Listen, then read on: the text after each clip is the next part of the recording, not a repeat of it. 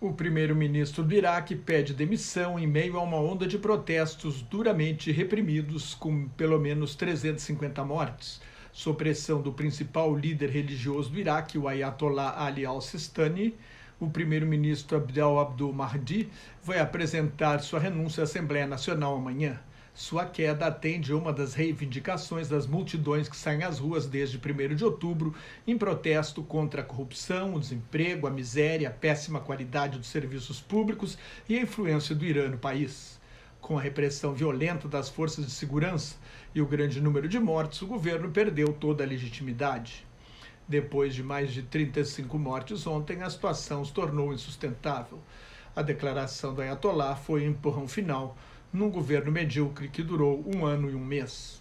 Ontem, a violência começou com um ataque ao consulado iraniano na cidade sagrada de Najaf e logo se espalhou pelo sul do Iraque, onde a imensa maioria da população é muçulmana xiita.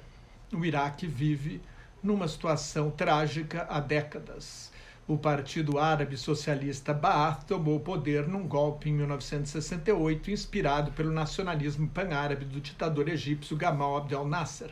Em 1979, o líder do partido, Saddam Hussein al-Tikrit, assumiu poderes absolutos. Em 1980, iniciou uma guerra contra o Irã, que durou 8 anos e matou cerca de 1 milhão de pessoas.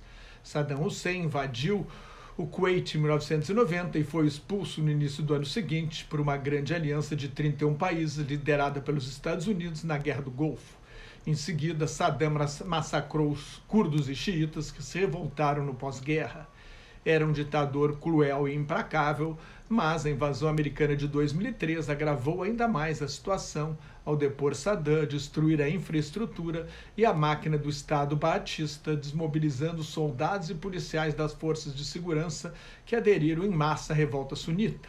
O Iraque era dominado pela minoria sunita desde que o Império Otomano derrotou o Império Persa e tomou o controle da região em 1638. Com a queda de Saddam, o poder passou para a maioria xiita. A revolta sunita e a entrada no país da rede terrorista Al-Qaeda para combater os Estados Unidos em outro campo de batalha, além do Afeganistão, levaram à criação do Estado Islâmico do Iraque, que durante a Guerra Civil na Síria virou o Estado Islâmico do Iraque e do Levante. Em junho de 2014, depois de tomar Mossul, uma das maiores cidades do Iraque, e de ameaçar Bagdá, seu líder Abu Bakr al-Baghdadi proclamou a fundação de um califado que na época tinha o tamanho do Reino Unido e uma população de cerca de 10 milhões de pessoas.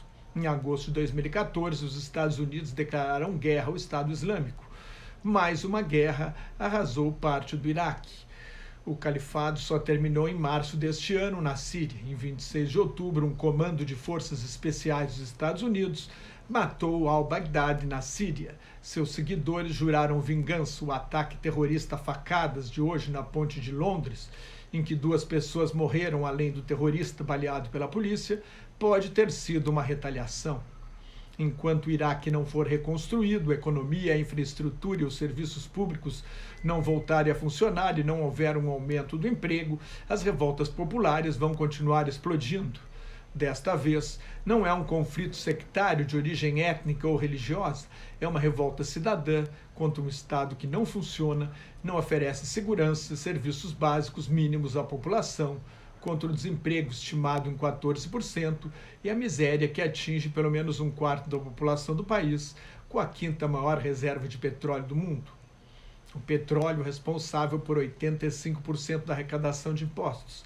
A queda nos preços internacionais desde junho de 2014 também contribuiu para piorar a situação do Iraque. A divisão de poder articulada pelos Estados Unidos, com o presidente curdo, primeiro-ministro xiita e vice-primeiro-ministro sunita, cristalizou um sistema político baseado em povos e religiões supostamente distintos. Isso não contribui para a união nacional. Os partidos que falam para todos os iraquianos são poucos e são fracos. Pior do que uma ditadura foi a anarquia em que a invasão americana jogou o Iraque, da qual o país nunca mais se recuperou.